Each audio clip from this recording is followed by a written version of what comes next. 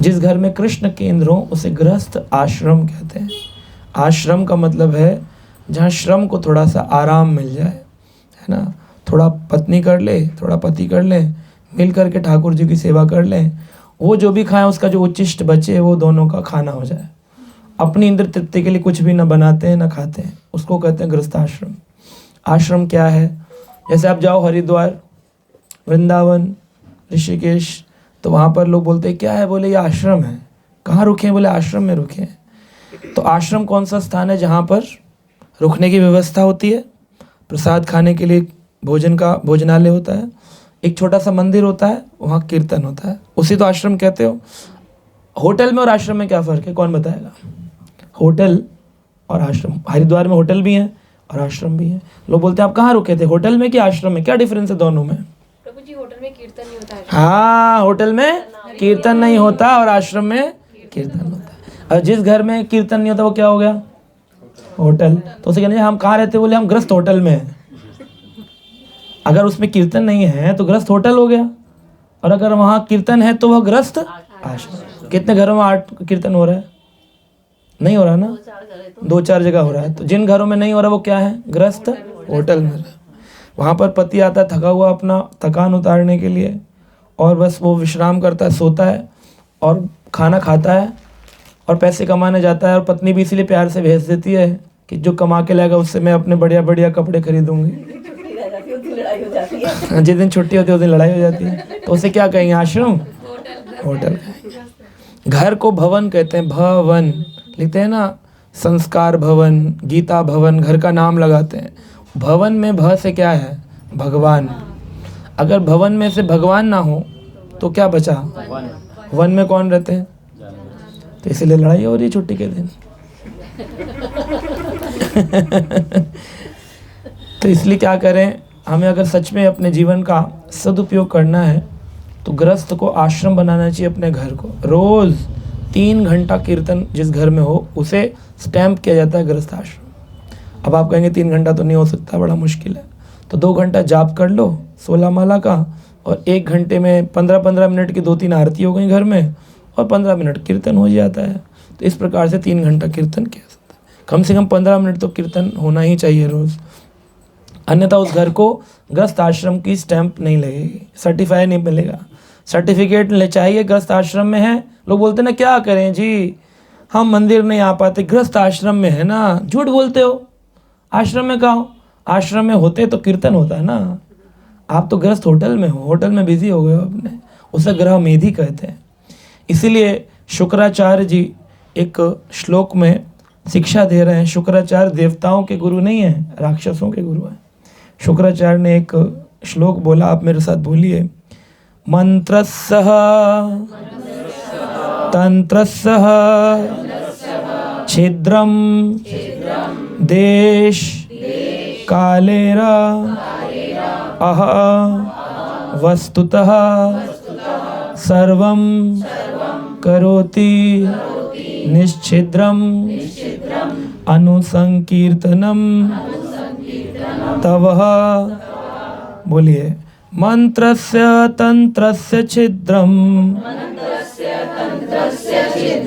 देश कालेरह वस्तुतः सर्वं करोति निश्चिद्रम अनुसंकीर्तनम तव। क्या मतलब है इसका? इस श्लोक को समझेंगे। मंत्रस्य तंत्रस्य छिद्रम देश कालेर अह वस्तुतः। बहुत ध्यान से सुनिएगा, ये सुंदरकांड नहीं है कि गाया ढोलक बजे घर चले गए अपने। तो हनुमान जी अपने घर और आप अपने घर। अगर जीवन बदलना है तो सुन लो, नहीं बदलना है तो चलो अपने अपने घर, फिर क्यों बैठे हैं हम सब लोग। तो ध्यान से सुनिएगा। मंत्रस्य तंत्रस्य छिद्रम, जितने भी संसार में मंत्र हैं, कोई ना कोई मंत्र तो बचपन से सीखे होंगे, है ना। एक एक मंत्र सबको आता हो, गायत्री मंत्र या फिर ओम नमः शिवाय मंत्र, बहुत सारे ऐसे मंत्र हैं जो बचपन से सिखाए जाते हैं। शुक्राचार्य राक्षसों के गुरु हैं, फिर वो शिक्षा दे रहे हैं कि हर मंत्र में छिद्र होता है। मंत्रस्य छिद्रम, मंत्र में छेद होता है। कोई भी मंत्र आपको पूर्णता प्रदान नहीं कर सकता, क्योंकि उसके अंदर गलत उच्चारण होने पर उसमें छिद्र हो जाता है। आज कौन ऐसा व्यक्ति है संसार में जिसको संस्कृत पूरी अच्छे तरीके से आती हो? पढ़ा रहे हैं अपने बच्चों को संस्कृत, फ्रेंच तो पढ़ा लेते हैं लेकिन संस्कृत स्कूल में कौन भेज रहा है ना? जर्मन तो पढ़ाएंगे, इंग्लिश तो पढ़ाएंगे, लेकिन फ्रेंच हम संस्कृत नहीं सिखा रहे हैं। अब संस्कृत नहीं सीख रहे हैं और उनको मंत्र सिखाएंगे, उल्टा पुल्टा बोलेंगे तो क्या होगा? उससे छिद्र हो जाएगा। एक बार जो इंद्र थे उनके विरोध में एक मंत्र बोला था, विश्व रूप के वध हो जाने पर बृहस्पति आदि ने ये प्लान किया कि एक ऐसा राक्षस उत्पन्न करें जो इंद्र का वध करे, क्योंकि इंद्र ने बृहस्पति का अपमान किया, विश्व रूप का वध किया, इस कारण से हम इसके खिलाफ एक राक्षस पैदा करेंगे जो किसका वध करेगा? इंद्र का। ये प्लानिंग थी। और मंत्र में क्या बोले? इंद्रहा शत्रुः विवर्धस्वः। बोलना था इंद्र को मारने वाला पैदा हो, लेकिन जब आदमी के विचार चल रहे हैं और मुंह से कुछ और निकल रहा हो तो कुछ और ही निकल जाता है। तो उन्होंने कह दिया इंद्र शत्रुः विवर्धस्वः, शत्रु की मात्रा बढ़ गई। उससे क्या हुआ? इंद्र को मारने वाले की जगह हो गया जो इंद्र के द्वारा मारा जाएगा। यज्ञ से राक्षस उत्पन्न हुआ वृत्रासुर, और हाथ में अपने वज्र लेकर के, जो कि दधीचि ऋषि की हड्डियों से बनाया गया, कुरुक्षेत्र में ही है वो स्थान, दधीचि ऋषि आश्रम, जहाँ पर प्राप्त करके उस सरोवर से, वहाँ दधीचि ऋषि का आश्रम हुआ करता था, उनके शरीर की हड्डियों से। कौन ऐसा व्यक्ति जो अपने लिए भगवान को अपनी हड्डी दे देगा? लेकिन जब इंद्र ने कहा कि भगवान की इच्छा है कि दधीचि ऋषि आप सेवा में अपनी हड्डियाँ दीजिए, तो एक बार तो उन्होंने मना कर दिया था देखने के लिए कि ये लोग कैसा व्यवहार करेंगे मेरे मना करने पर। बार बार रिक्वेस्ट करने पर उन्होंने कहा वैसे मैं चाहूँ तो मैं तुम्हें ना दूँ, लेकिन क्योंकि तुम लोग कृष्ण का नाम ले रहे हो इसलिए मैं तुम्हें अपने शरीर की हड्डियाँ दे रहा हूँ। तो उन्होंने अपनी हड्डियाँ दी जिससे वज्र बनाया गया। देखा इंद्र का वज्र कैसा है? रिब्स जैसे। तो किसकी सी हड्डियाँ हैं वो? दधीचि ऋषि ने अपनी हड्डियाँ दी थी। उससे फिर जाकर के वृत्रासुर राक्षस का वध हुआ। बनाया गया था इंद्र को मारने वाला और बन गया इंद्र के द्वारा मरने वाला। तो एक मंत्र के गड़बड़ हो जाने पर सारी की सारी कथा ही गड़बड़ हो गई, प्लानिंग ही गड़बड़ हो गई सारी। तो आपको तो लग रहा है पंडित जी ने आगे कर दिया, आपने भी खुश होकर करवा लिया, लेकिन उसमें क्या है? शुक्राचार्य का मंत्र से छिद्रम, छेद है। आप चालीसा पढ़ रहे हैं, चालीसा का मतलब कुछ और ही है ना? उनको समझ ही नहीं आ रहा क्या बोल रहे हैं। दुर्गा सप्तशती पढ़ लो, अगड़म बगड़म बगड़म बगड़म पढ़े जा रही माता है। दुर्गा को कर लो, संतोषी माता का व्रत पढ़ लो, अरे तू वैभव लक्ष्मी का व्रत कर ले, इतने शुक्रवार फिर तेरे घर में लक्ष्मी लक्ष्मी हो गई। पैसे के लालच में पढ़े चली जा रही उल्टा फुल्टा। तो उससे क्या हो रहा है? मंत्र से छिद्रम, छेद हो जाने के कारण फल प्राप्त नहीं हो रहा है। तंत्र से छिद्रम, तंत्र भी होते हैं। तंत्र क्या होता है? हमारे मंदिरों में, इस्कॉन में 2 प्रकार की विधि से भगवान की पूजा होती है। एक होती है पंचरात्रिक विधि और एक होती है भागवत विधि। भागवत विधि से कीर्तन किया जाता है और पंचरात्रिक विधि से आरती, अगरबत्ती ये सब किया जाता है। जितनी भी पंच उपासना है, धूप दीप है ना, पुष्प आदि भगवान को देना, ये पंचरात्रिक विधि है। इसमें भी पंचरात्रिक में भी 2 विधि हैं, तंत्र और मंत्र। तो जब भगवान को कुछ चीज़ अर्पित की जाती है तो हम मंत्र बोलते हैं मुख से। क्या बोलते हैं?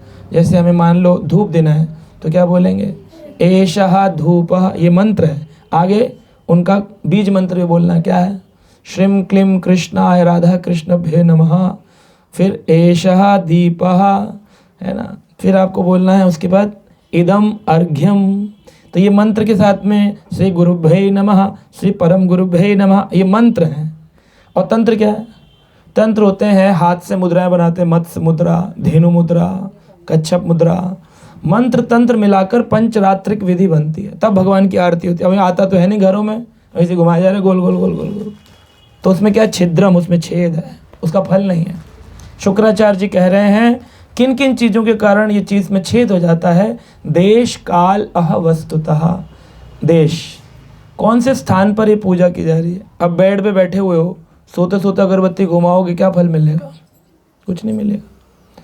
सो करके उठना है, स्नान करना है, भगवान के तैयार करके पुष्प रात्रि के हटा के फिर पूजा होती है। ये मैं एक माता जी बता रही थी, बोली मैं तो सुबह उठ करके पहले डाकुर जी को तैयार करती हूँ, फिर नहाना धोना करके आरती करती हूँ। मैं कहा भगवान को छू लेती हूँ बिना नहाए धोए? बोले अब हमारा मंदिर ही हमारे कमरे में है, सुबह उठकर लगता है हम तो उठ गए, भगवान को भी उठा दें, तो हम उठा देते हैं। मैं कहा नहीं नहीं नहीं नहीं नहीं, सो कर के उठे तो उसके बाद स्नान करना, चाहे दोपहर में सो चाहे रात को सो। कई लोग दोपहर में सो जाते हैं, बोले रात को तो सोए थे ना, दोपहर में थोड़ी सो करके उठना स्नान करना होता है। कभी भी आप 15 मिनट से अधिक सो गए तो आपको स्नान करना ही पड़ेगा भगवान की पूजा से, क्योंकि अगर आप सो गए तो आप तमोगुण का बिस्तर में चले गए। रजाई में तमोगुण है ना। 2 आरती होती है, एक मंगल आरती, एक कंबल आरती। मंगल आरती भगवत धाम ले जाती है, कंबल आरती नरक में ले जाती है। अब आप कौन सी आरती कर रहे हो, आपके ऊपर है। अब आप तमोगुण में चले गए और उठ करके पूजा कर ली तो स्नान करना। आप जागृत हो तो आचमन करके काम चल जाएगा। अगर आप सोए हो आधे घंटे 1 घंटे तो आपको स्नान करना चाहिए। गर्म पानी से कर लो, कोई दिक्कत नहीं है, सर्दी का टाइम है तो करना चाहिए। तो उसको कहते हैं कि हाँ, अब इसने देश यानी कौन से स्थान पर किया है।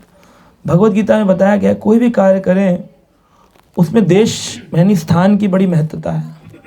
दान देना है, कौन से स्थान पर दें।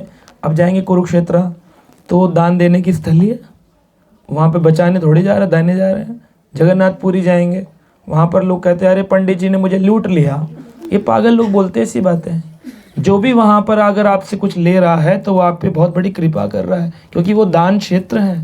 वृंदावन गए, बोले अरे पीछे लग जाते हैं, मांगते हैं। अरे तो दो, कमा किस लिए रहे हो, घर में बिल्डिंग बनाने के लिए, ईंटों में चिपकाने के लिए, देने के लिए तो है। कहते हैं यज्ञ दान तपः कर्म न त्याज्यम तार्यम तत्। भगवत गीता 18वां अध्याय 5 नंबर श्लोक में कह रहे हैं ज्ञान, यज्ञ और दान और तप, इसको कभी त्यागना नहीं चाहिए।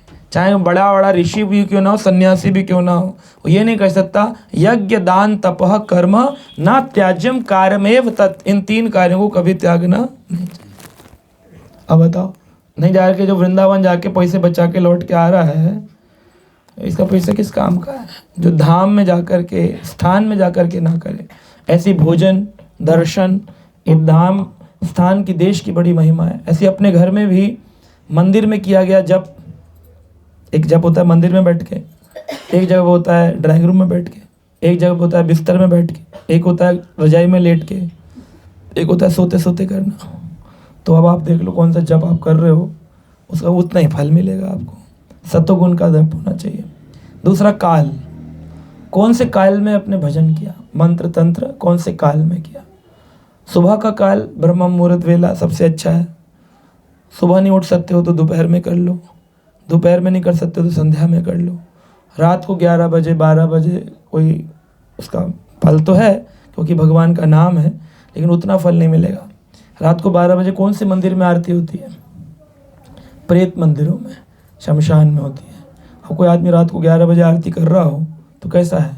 अब लोग 11-12 बजे जो है आरती करें, इसका कोई फल नहीं है। समय और जो है ना ये बहुत मुख्य है।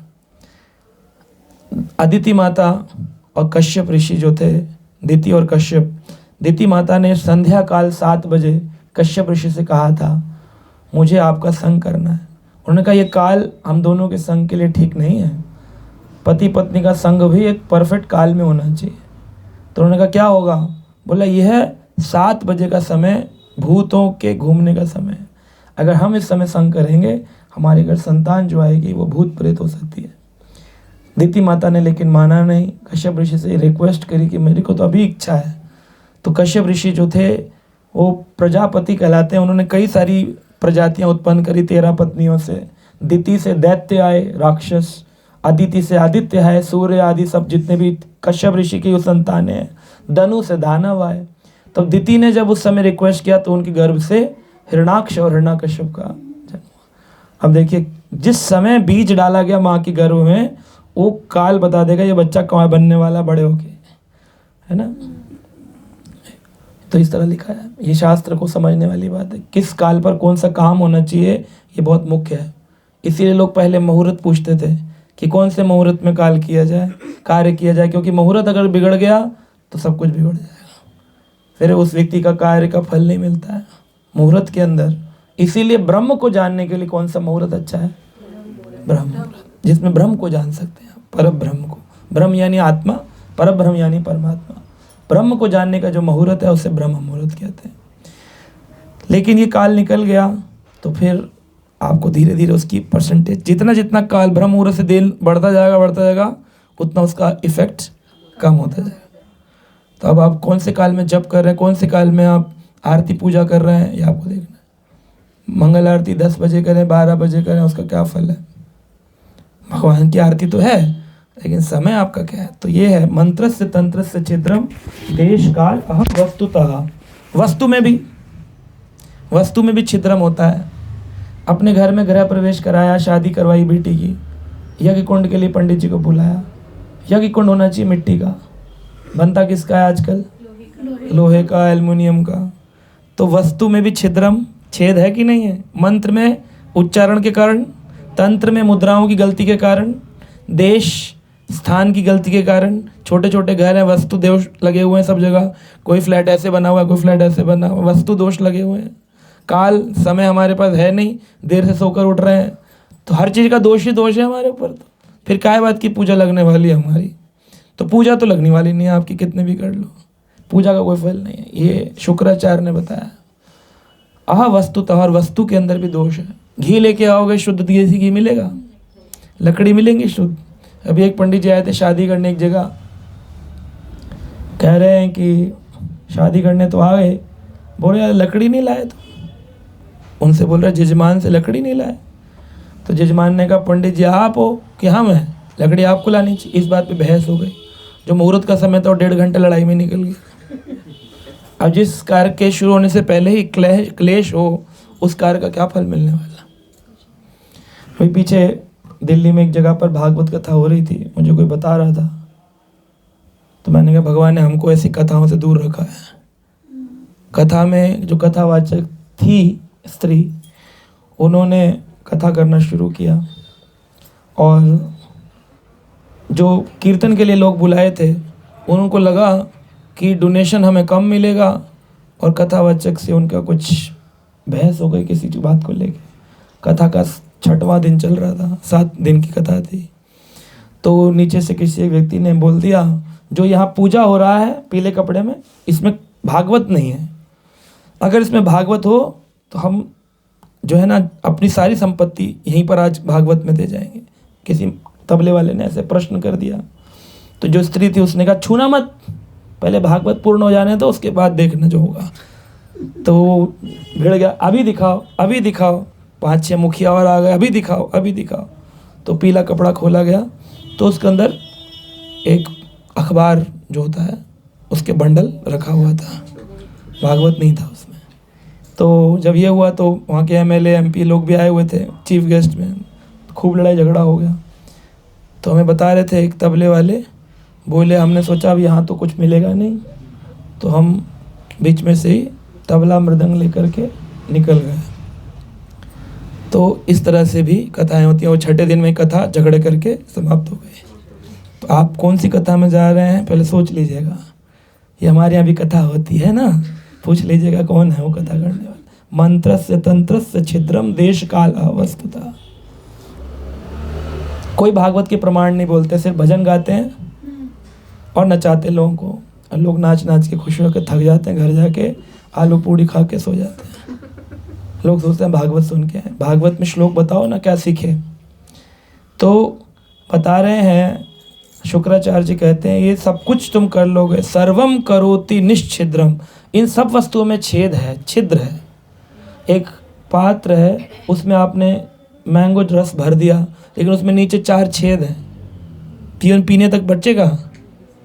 तो ऐसे ही हम जो पूजा करते हैं, आदमी कहता है संसार में इतना दुख क्यों व्याप्त है। अरे दुख इसलिए व्याप्त है क्योंकि करने की प्रोसीजर के अंदर छिद्र है। मंत्र प्रॉपर नहीं है, संस्कृत आती नहीं है, तंत्र आते नहीं, मुद्रा आती नहीं है, देश प्रॉपर नहीं, काल प्रॉपर नहीं, वस्तु प्रॉपर नहीं, कैसे पूजा करेंगे। अगरबत्ती कर रहा है तो एक आदमी कह रहा है जी बांस मत जलाओ, लकड़ी मत जलाओ, एक कह रहा है धुआं मत करो, एक कह रहा है कार्बन मत करो, एक कह रहा है पुष्प मत करो, गंदे मत करो। तो हर चीज़ में दोष ही दोष दोष दोष है। तो फिर भोगी कैसे भगवान की भजन। इसलिए कहा शुक्राचार्य कहते हैं सर्वम करोति निश्छिद्रम। अब छेद है तो पहला कर्तव्य उठता है इस छेद को बंद किया जाए। कैसे छेद बंद करते हैं? MC लगाते हैं। आजकल एक टेप आई है, बोले टेप लगा दो तो सारा वो बंद हो जाता है। दीवार में भी लगा दो कहीं पर भी तो आपको पेंट की ज़रूरत नहीं है, सीमेंट के जैसा काम करता है। टेप बहुत स्ट्रॉन्ग टेप है, दीवार में भी चिपक जाता है। तो ग्लू टेप है बड़ा, उसमें से पानी निकल नहीं सकता।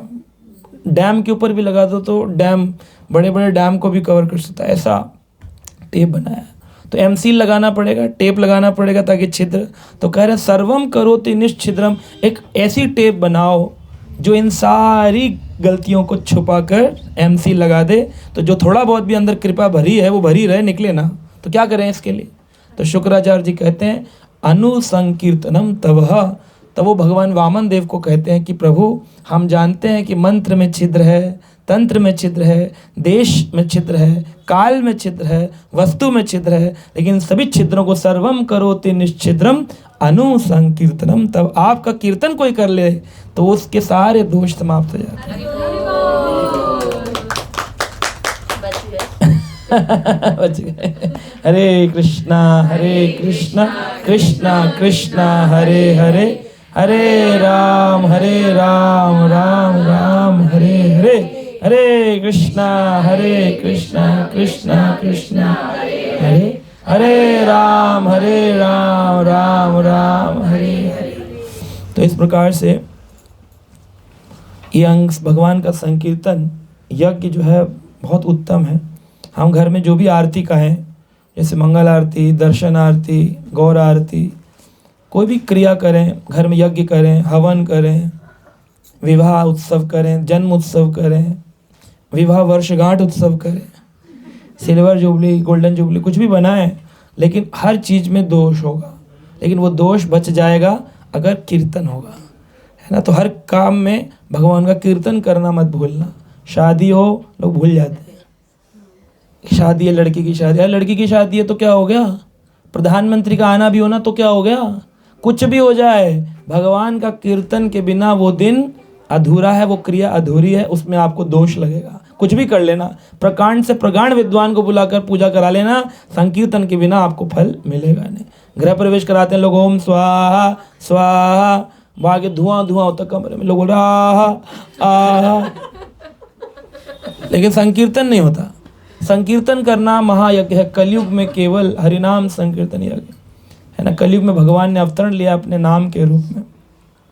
आप देखिए, जब शुक्राचार्य जी बताते हैं, जिस काल में असुर और देव संग्राम चल रहा था, देवता और असुरों का युद्ध हो रहा था, बहुत बार हुआ है, समुद्र मंथन के समय भी हुआ। बलि राजा चढ़ाई कर देता था और इंद्र को भगा देता था स्वर्ग से। तो जब समुद्र मंथन से पहले की ये लीला आती है, बताया गया कि बृहस्पति देवताओं के गुरु थे और राक्षसों के गुरु थे शुक्राचार्य। तो बृहस्पति की पत्नी थी कौन? तारा। और तारा और बृहस्पति के एक पुत्र थे जिनका नाम था कच्छ। तो ये जो कच्छ थे, इन्होंने देखा कि बृहस्पति जी बोल रहे हैं कि अब हम लोगों को मृत संजीवनी विद्या तो आती नहीं। मृत संजीवनी यानी जो मर गया है उसको पुनर्जीवित किया जा सकता है, उसे कहते हैं मृत संजीवनी विद्या। किसके पास थी? शुक्राचार्य जी के पास। तो राक्षस जितने मरते थे उनको पुनर्जीवित कर ले, तो राक्षसों की संख्या तो बढ़ रही थी और देवताओं की संख्या घट रही थी, क्योंकि देवताओं के पास पुनर्जीवित करने का मंत्र नहीं था। तो देवता बृहस्पति जी से बोले, बृहस्पति जी कुछ बताइए। कह रहे अब तो एक ही तरीका है कि मृत संजीवनी सीखा जाए। फिर कौन सीखेगा? हम देवताओं को देखते तो राक्षस लोग वध कर देते हैं, तो हम कैसे जाएं? उनके गुरु से सीखें। कहा गुरु जो होते हैं ना, ये उससे परे होते हैं, भेदभाव से परे। तो आप शुक्राचार्य के पास जाओ और सीख करके आओ कोई देवता। इंद्र तुम जाओ। इंद्र बोला मेरे बस की बात नहीं। तो बृहस्पति जी के पुत्र थे कच्छ, तो वो बोले कि मैं आपका पुत्र हूँ, पर मैं देवताओं की रक्षा हेतु इस मंत्र को सीख के आऊँगा। अब शुक्राचार्य जी के राज्य में पहुँचे, देखते ही बलि आदि राजाओं ने देखा कि कच्छ आ गया उनके एरिया में। अब दूसरे एरिया में तो कुत्ता भी आ जाए तो कितना भौंकते हैं, राक्षस लोग कैसे एंट्री दे देते। लेकिन कच्छ ने सीधा जाकर के उनसे बोला कि मैं आपसे यज्ञ सीखने आया हूँ, ये नहीं बोला मैं आपसे मृत संजीवनी सीखने आया हूँ। अच्छा, गुरु तो भेदभाव करेंगे नहीं। उन्होंने कहा कि तुम मेरे सेवक बन के रहोगे? बोले हाँ सेवक बन के रहेंगे। अब जो शुक्राचार्य थे इनकी एक पुत्री थी, क्या नाम है उनका? शुक्राचार्य की पुत्री का क्या नाम, कौन बताएगा? वो तो बृहस्पति जी के पुत्र का नाम कच्छ है। शुक्राचार्य की पुत्री का नाम है देवयानी। देवयानी, तो देवयानी जो थी वो घर में अपने रहा करती थी आश्रम में शुक्राचार्य के। अब कच्छ ने उनसे धीरे धीरे प्रेम प्रसंग करना प्रारंभ किया कि देवयानी तुम बड़ी सुंदर हो, तुम मुझे बहुत अच्छी लगती हो। और देवयानी ने कहा क्या तुम मुझसे विवाह करोगे? तो उन्होंने कहा कि हाँ विवाह तो करेंगे, इसीलिए तो प्रेम किया है। तो धीरे धीरे देवताओं के बाद राक्षसों को ये बात पता चल गई कि असुर जो है वो देवता के पुत्र से विवाह कर देगा, देवता गुरु से, तो हमारा तो सब मौका ही चूक जाएंगे। हम तो सोच रहे थे गुरु जी की गद्दी हमको मिलेगी, गुरु जी अपनी बेटी हमको देंगे, लेकिन ये तो गड़बड़ हो रही है। तो देवताओं ने क्या किया, कच्छ को टुकड़े टुकड़े करके काट दिया, मार डाला। अब देखो कितनी रिस्क में कितनी सेवा करी है देवताओं की। ये होते हैं सही मायने में भक्त जिन्हें कहते हैं, जो अपनी जान दांव पे लगा करके सेवा करते हैं। अब पहले से पता था भाई गलत खेमे में जा रहे हो, मरना तो निश्चित है। टुकड़े टुकड़े करके काट दिया गया। लेकिन शुक्राचार्य जी के पास आकर देवयानी कहती है मैं तो इनसे प्रेम करती हूँ और मैं विवाह करना चाहती थी, क्या पिता आप मेरे लिए इतना नहीं करेंगे? तो पितृ प्रेम में आकर के उन्होंने पुनर्जीवित कर दिया। अब असुरों को ये पता चला कि भाई मृत संजीवनी से फिर कच्छ को जीवित कर दिया है, तो उन्होंने कहा कि अब की बार टुकड़े टुकड़े करके अलग अलग स्थानों में फेंकेंगे। तो उन्होंने अलग अलग स्थानों पे, एक समुद्र में फेंक दिया, एक मेरु स्थल में फेंक दिया, अलग अलग स्थानों पे कट करके फेंक दिया। शुक्राचार्य जी को देखना चाह रहे थे असुर कि अब देख कितनी इनमें शक्ति है। शुक्राचार्य जी के पास देवयानी फिर से रोती हुई गई और कहा कि पिता इन्होंने पुनः मेरे पति जो होने वाले हैं उनका वध कर दिया। तो फिर दोबारा से शुक्राचार्य जी ने मृत संजीवनी का एडवांस वर्जन यूज करके फिर जीवित कर दिया। अब तो असुर एकदम ऐसे हो गए, मतलब सोचो हमारा सारा प्लानिंग ही फेल कर रहे हैं शुक्राचार्य। हमारी ये पार्टी के हैं, उनकी पार्टी के हैं। इनके तो खुश होना चाहिए था कि हमने देवताओं के गुरु का बेटा मार दिया और बेटा मर गया तो आधा उनकी शक्ति हो जाएगी, तो बस देवताओं पर हम चढ़ाई कर लेंगे, जीत जाएंगे। तो इस बार जब पुनः जीवित किया तो इस बार उन्होंने कहा इस बार ऐसा नहीं करेंगे, इस बार हम लोग उनको काट के और मिक्सी में ग्राइंड करेंगे, है ना। मिक्सी में ग्राइंड किया, ग्राइंड करके पदार्थ में जो पेय जल जो पीते थे दवाई अपनी उसमें मिलाएंगे, मिलाकर शुक्राचार्य जी के पेट में पिला देंगे। जब पेट में चला जाएगा तब बताएंगे कि इसके अंदर तो कच्छ का रसायन मिलाया गया है। तो उस तरह उन्होंने करके गन्ने की मशीन होती है, पूरा जूस निकाल दिया उस कच्छ का, और कच्छ का जूस निकाल के मिलाकर के पिला दिया गया। शुक्राचार्य जी जब पी गए तो देवयानी ने कहा मेरे पति मिल नहीं रहे, कहाँ गए? असुरों को बुलाया, तुम बताओ तुम लोगों ने कुछ किया है क्या, फिर से मार दिया गया? कहा शुक्राचार्य जी आप मान ही रहे थे, इस बार हमने पीस करके पिला दिया आपको। तो बोले अब क्या होगा? तो देवयानी बोली मेरे पति को जीवित करिए। बोले अब मैं इसको जीवित करूंगा तो इसके सारे अंग अगर जुड़ गए तो मेरे शरीर से पुनः एक व्यक्ति निकलेगा, मैं तो मर जाऊंगा, तो क्या करूं? तो बोले अब आप देखिए क्या करना। शुक्राचार्य जी ने अंदर ही अंदर उसको भ्रूण बनाया छोटा, और उसको पूरा मृत संजीवनी का ज्ञान दिया कच्छ को, और देने के बाद फिर उसको पैदा किया, खुद मृत हो गए। और उसको पहले ही बोल दिया था जब तुम बाहर निकलोगे तुम्हारी पहली गुरु दक्षिणा यही है कि तुम्हें मुझे जीवित करना। तब शुक्राचार्य जी पुनः जीवित हुए, लेकिन कच्छ के पास क्या आ गई? मृत संजीवनी। तो आप देखिए कि इस प्रकार से मृत संजीवनी उनको प्राप्त हुई।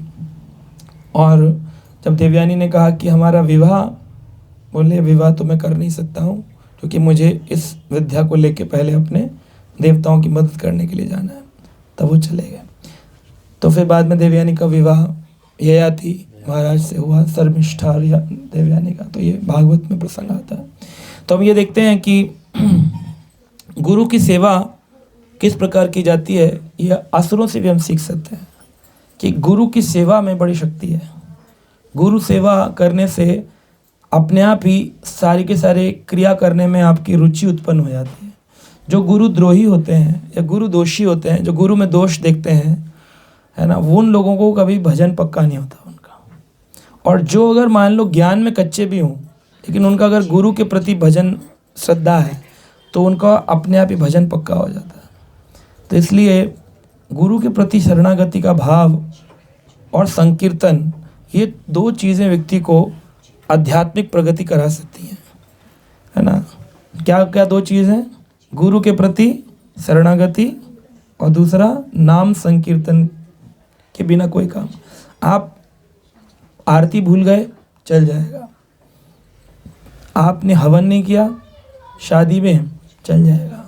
लेकिन अगर संकीर्तन नहीं किया तब नहीं चलेगा। बिना भगवान के संकीर्तन के कोई भी कार्य पूर्ण होने वाला नहीं। लेकिन जिनकी गुरु पर श्रद्धा नहीं है वो तो फिर अपनी मर्जी के चलते हैं। गुरु की श्रद्धा का मतलब होता है अब हमने आपको शरणागति कर दी है, जो आप कहेंगे हम उसी चीज़ का पालन करेंगे, उसे कहते हैं गुरु श्रद्धा। अब जैसे कई बार मेरे पास लोग आते हैं, कह रहे प्रभु जी आपसे परमिशन चाहिए थी, हम जगन्नाथपुरी चले जाएं। मैंने कहा कि कब? बोले टिकट बुक करवाया हमने दिसंबर 31 का। तो अभी क्या पूछा उन्होंने? करा लिया, फिर पूछ के फॉर्मेलिटी के लिए। तो श्रील प्रभुपाद कहते थे जैसे घर में लोग कुत्ता रखते हैं, ऐसे आज के समाज में लोग गुरु जी को रखते हैं, फोटो लगा के रखते हैं, करेंगे अपने मन की।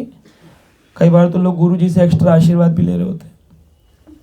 एक बार एक व्यक्ति थे हमारे, एक महाराज जी के पास आए और आकर के कहते हैं कि गुरु जी आशीर्वाद दो। तो उनका सेवक था, तो बोले कि गुरु जी आशीर्वाद दीजिए। तुम्हारे गौड़ी वैष्णव गुरु थे। तो उनका शिष्य बोला कि आशीर्वाद दीजिए, मेरी शादी है। उन्होंने कहा तुम ब्रह्मचारी बन के रहो, शादी क्यों करते हो? खुश रहोगे, शादी में दोष है, दुख होगा तुमको। अगर मुझे आशीर्वाद दीजिए ना। कर ठीक है, कर लो। कर ली शादी। शादी के बाद आया, बोला गुरु जी आशीर्वाद दीजिए, पुत्र हो, वंश आगे बढ़े। कहा तुमने कृष्ण के अंश बढ़ाने को छोड़ करके अपने वंश बढ़ाने में लग गए। तुम यहाँ क्यों आए थे मेरे आश्रम में? ताकि कृष्ण के अंश को बढ़ाया जाए। हम सब कृष्ण के अंश हैं कि नहीं? संसार में कोई भी जीव आत्मा ये नहीं कह सकती कि मैं भगवान का अंश नहीं हूँ। सब भगवान का अंश है। तो भगवान के अंश को बढ़ाना है, उनको स्मरण कराना है, इस सेवा में लगना है। कृष्ण अंश बढ़ाने में या अपना वंश बढ़ाने में, किस में लगना चाहते हो?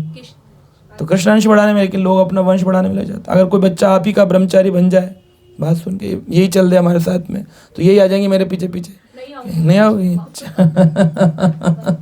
तो बोले कि ये क्या आपने हमारा वंश खराब कर दिया, लोग बोले। तो वो आके बोले गुरु जी आशीर्वाद दीजिए, पुत्र हो। गुरु जी बोले ठीक ठीक है। तो पुत्र की जगह पुत्री हो गई। पुत्री होना भी कोई गलत थोड़ी है, समान ही है। लेकिन आए बोले गुरु जी आपके आशीर्वाद में अब दम नहीं रहा, पुत्र की जगह पुत्री हो गई है। तो खूब ऐसे बोले तो गुरु जी चुप रहे। बोले ठीक है। गुरु जी इस बार पूरा आशीर्वाद दीजिए। हाथ पकड़ के पत्नी के सिर पे लगवा दिए। बोले हाथ पूरा टंग से लगाइए, पिछली बार गड़बड़ हो गई थी। एक बार फिर उनके पुत्री हुई। तो जब पुत्री हुई तो उन्होंने कहा गुरु जी लगता है आपके आशीर्वाद में मस्त मजा नहीं, मतलब शक्ति नहीं रही है। कह रहे कोई ढंग से आशीर्वाद दे नहीं रहे हैं आप आजकल, क्या बात है? तो गुरु जी ने कहा आशीर्वाद लिया नहीं जाता है, आशीर्वाद दिया जाता है। गुरु से लिया जाता है कि दिया जाता है? गुरु के द्वारा दिया जाता है, लिया तो नहीं जाता। ऐसे लोग आते हैं, कई बार लोग बोलते हैं अच्छे से आशीर्वाद दे दीजिए सब कुछ सफल हो जाए। अच्छे से आशीर्वाद मतलब ऐसे दिया या ऐसे करके दिया, बात तो वही है। अच्छे से का क्या मतलब है? मेरा काम बन जाए बस, है कि नहीं? हाँ, तो ये तो सही नहीं। इस आशीर्वाद नहीं कहते। आशीर्वाद वो है जो आपकी क्रिया से प्रसन्न होकर स्वतः दिल से आवाज निकले, वाह कितना अच्छा शिष्य है, ठाकुर जी इसको कृपा कर। ऐसे एक हुए हैं शंकराचार्य जी के एक शिष्य हुए, उनका नाम था गिरी नाम के एक शिष्य थे। सारे लोग तो शास्त्र पढ़ते थे और बड़े पारंगत थे, वेद पाठी के थे, पूरे वेदों के ज्ञाता थे, उपनिषदों के ज्ञाता थे। लेकिन एक शिष्य था, उसको कुछ समझ ही नहीं आता था। कह रहा मैं निखट्टू, मुझे कुछ समझ ही नहीं आता, क्या मैं इस जन्म में कभी भगवान को जान पाऊंगा? बार बार ये कहता था। काम क्या था?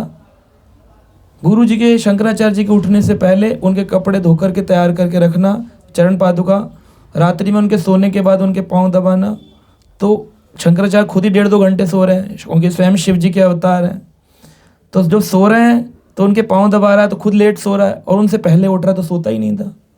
तो बाकी लोगों से पूछता रहता था, मुझे तो ये भी समझ में नहीं आ रहा कि ब्रह्म क्या है, आत्मा क्या है, समझ ही नहीं पा रहा हूँ मैं कुछ भी, मैं कितना निखट हूँ, कुछ ज्ञान ही नहीं है मेरे पास। सारे कहते थे ये टाइम पास करता है, बोगस आदमी, जब भी आता हमारी लिखाई पढ़ाई भी बर्बाद करता है, दूर आकर तू। लेकिन शंकराचार्य जी प्रेम करते थे, बोले यार अच्छा बच्चा है, सेवा बहुत करता है, लेकिन ज्ञान नहीं है। तो एक दिन शंकराचार्य कक्षा देने बैठे, कक्षा में देखा गिरी नहीं है। कहा गिरी कहाँ है? कहा वो आपके कपड़े धोने गंगा जी के तट पर या किसी नदी के तट पर गया है। का इंतजार करेंगे जब तक वो नहीं आएगा प्रवचन शुरू नहीं। कह रहे हैं अरे आचार्य, जिसको बुद्धि नहीं है उसको आप वेट करेंगे? अरे आएगा, जो थोड़ा बहुत सुनेगा सुनेगा, उसका सुनना ना सुनना बराबर है। उसको सुनाने का मतलब है दीवार को ज़्यादा अच्छा सुना। दीवार सुन सुन के एक बार को भक्त बन जाएगी, वो नहीं आपका सुन करके बदलने वाला। तो शंकराचार्य जी ने इस बात से उनको ऐसा लगा कि अरे मैंने अपने एक शिष्य को अब तक ज्ञान नहीं दिया। वहाँ बैठे बैठे शंकराचार्य ने उस व्यास गद्दी पे उस भक्त के बारे में चिंतन किया, और चिंतन करते ही उसके हृदय में दिव्य ज्ञान हृदय प्रकाशित, पूरा दिव्य ज्ञान उसके हृदय में प्रकाशित कर दिया। और जब वो आया तो उन सब लोग बोल रहे थे आ गए गिरी, नौकर टाइप का आदमी है, इसको हम जैसे ब्राह्मणों के बीच बिठा देते हैं। उसने आकर के एक पूरे अष्टक को गाया, जिस अष्टक को टोटाष्टक कहते हैं, टोटाष्टक। तो टोटाष्टकम के नाम से एक अष्टकम है शंकराचार्य जी का, जिसमें गुरु की महिमा गाई गई है। तो उसने पूरे के पूरे टोटक अष्टकम को गा डाला, खुद ही की रचना थी। वो खुद ही हैरान थे मेरे मुंह से संस्कृत कैसे निकल रही है। और उनको नाम उसी समय उनकी दीक्षा भी हुई सभी के समाज के बीच में, कि आज से तुम्हारा नाम टोटकाचार्य है, क्योंकि तुमने पहला अष्टक टोटक लिखा है, जो कि इन पदों को तुमने गाया है मेरी गुणगान में, आज से तुम टोटकाचार्य कहलाओगे। तो ये देखो कि गुरु की कृपा से ऐसा होता है। तो गुरु और कृष्ण का कीर्तन, ये दो चीज़ अगर कोई पकड़ लेना तो उसको कोई अपने मार्ग से हटा नहीं सकता। आप देखिए गड़बड़ सारी की सारी इन्हीं दो में निकलेगी। गुरु से एक तो संबंध नहीं होता लोगों का, दीक्षा ले लें या ना ले लें, लेने के बाद गायब हो जाते हैं, फोटो में टांग देते हैं, वो क्या कर रहे हैं क्या नहीं कर रहे हैं, उनके क्या ग्रंथ निकल रहे हैं, वो क्या पढ़ रहे हैं, हमें क्या पढ़ने को बोल रहे हैं, उनको कोई मतलब नहीं होता। वो दीक्षा ले लेते हैं और अपनी मन मर्जी से अपने घरों में रहते हैं। बहुत पॉपुलर बात है ये तो। जितने लोग दीक्षा तक दिखेंगे, दीक्षा के बाद 60% लोग गायब हो जाते हैं, क्योंकि वो अब सेटल हो जाते हैं, बोले बस यही तो टारगेट, यही तो लक्ष्य था अपना, हो गया पूरा, बस मिल गई, अब रहो वजह से घर में। नाम क्या है? कृष्णदास, नाम है कृष्णदासी। इनके घर में उदासी छाई हुई है, क्योंकि भजन गुरु के कहे अनुसार नहीं चल रहे, या अपनी इच्छा से चल रहे। एक बार एक व्यक्ति हमारे गुरु महाराज जी के पास गया, बोला महाराज जी 10 साल हो गए भजन करते, मेरी दीक्षा नहीं हुई। महाराज ने कहा अच्छा है, जब पक्की हो जाओगे तभी मिलेगी। तो बोले कईयों को तो 1.5 साल में मिल जाती है। बहस कर रहे हैं, गुरु से बहस कर रहे हो, फिर गुरु क्यों कह रहे हो? या तो कहो मत, या तो फिर पालन मत करो। तो गुरु शब्द का अर्थ है हम आपको गुरु मानते हैं, बोले कहना नहीं चाहिए जब तक आप जीवन प्राण देने के लिए तैयार ना हो, तब तक कहना नहीं चाहिए। झूठ बोलोगे फंस जाओगे, अपराध लगेंगे, है ना। तो इसलिए डॉग नहीं है गुरु, गुरु कुत्ते नहीं है गुरु, कोई एक साधारण मनुष्य नहीं है। गुरु एक ऐसा व्यक्ति है जो आपके हृदय में बहुत दिव्य ज्ञान कि तुम ये शरीर नहीं हो आत्मा हो, ये दे सकते हैं, है ना? तो इसलिए गुरु जी की बात को मानना, उनको ओवर पावर करना, ये ठीक नहीं है, या तो कहना नहीं चाहिए। और उन्होंने कहा मंत्र, तो हम वृंदावन घूमने जाएंगे अपनी मर्जी से, सब जगह जाएंगे, कपड़े खरीदेंगे अपनी मर्जी से, खाएंगे अपनी मर्जी से, मकान बनाएंगे अपनी मर्जी से, शादी करेंगे अपनी मर्जी से बच्चों की या अपनी, या जो भी है। उन्होंने कहा मंत्र करो, ध्यान से जप करो महामंत्र, उसी में गड़बड़ मिलेगी। सारे लोगों का चैंटिंग में प्रॉब्लम होता है और गुरु शरणागति में प्रॉब्लम होता है, बाकी सब कुछ कर रहे होते हैं, मंगल आरतियाँ भी कर रहे होते हैं, दर्शन आरतियाँ भी हो रही होती हैं, धाम यात्राओं में भी घूम रहे होते हैं, वैष्णव तिलक भी लगा रहे होते हैं, लेकिन कहाँ गड़बड़ पाई जाती है? 2 ही जगहों पर, अनु संकीर्तनम और एक गुरु शरणागति। ये 2 चीज़ अगर पकड़ ले कोई व्यक्ति तो उसका जीवन एकदम सदग्रस्त का जीवन हो सकता है। ये मूल मंत्र है ना। देखिए कह रहे हैं अपने शंकराचार्य के भाष्य में, उन्होंने एक भजन लिखा था, मोह मुदगर, मोह मुदगर। मोह मुदगर क्या है? मोह के ऊपर मुदगर चलाया गया है कि आपकी आसक्तियों को काटने के लिए। उसमें वो कह रहे हैं भज गोविंदम गोविंदम भज। ये मूर्ख व्यक्ति गोविंद का भजन क्यों नहीं करता? संप्राप्ति सन्निहित है काले, नाही नाही दुकृत करने। जितनी भी संपत्ति तुम संग्रह कर लोगे, अंत काल में ना तो ज्ञान न ही संपत्ति तुम्हारी मदद करने वाली है, ना ही दुकृत करने का मतलब है संस्कृत काम नहीं आएगी। काम क्या आएगा? श्रद्धा। और आजकल श्रद्धा के 35 टुकड़े कर दिए गए हैं, है कि नहीं? और ये इस बोले इससे क्या शिक्षा लेने वाली? ये देखो आजकल श्रद्धा के लोग 35 टुकड़े कर देते हैं। श्रद्धा के टुकड़े टुकड़े करके डाल दिए लोगों ने। श्रद्धा है ही नहीं, कॉन्शियसनेस बिगड़ी हुई है, चेतना बिगड़ी हुई है। तो इस्कॉन का मार्ग है गुरु परंपरा का मार्ग, है ना। एवं परंपरा प्राप्तिम राज ऋषो विदो। भगवान कह रहे हैं परंपरा के द्वारा ये ज्ञान प्राप्त होता है। परंपरा विहीन मंत्र निष्फल मतः। परंपरा विहीन रहोगे, कितनी चालीसा, कितने अष्टक, कितने गा लेना घर में भजन, उसका कोई फल नहीं। परंपरा विहीना मंत्र निष्फल मतः। उस मंत्र का कोई फल नहीं मिलने वाला। तो अगर आप चाहते हैं अपने जीवन में मंत्र तंत्र के छिद्र चले जाएं, तो अनुसंकीर्तन करो और गुरु की शरण में जाकर के करो। ठीक है। हरे कृष्ण। श्री राधा गोविंद की जय। श्री प्रभुपाद की जय।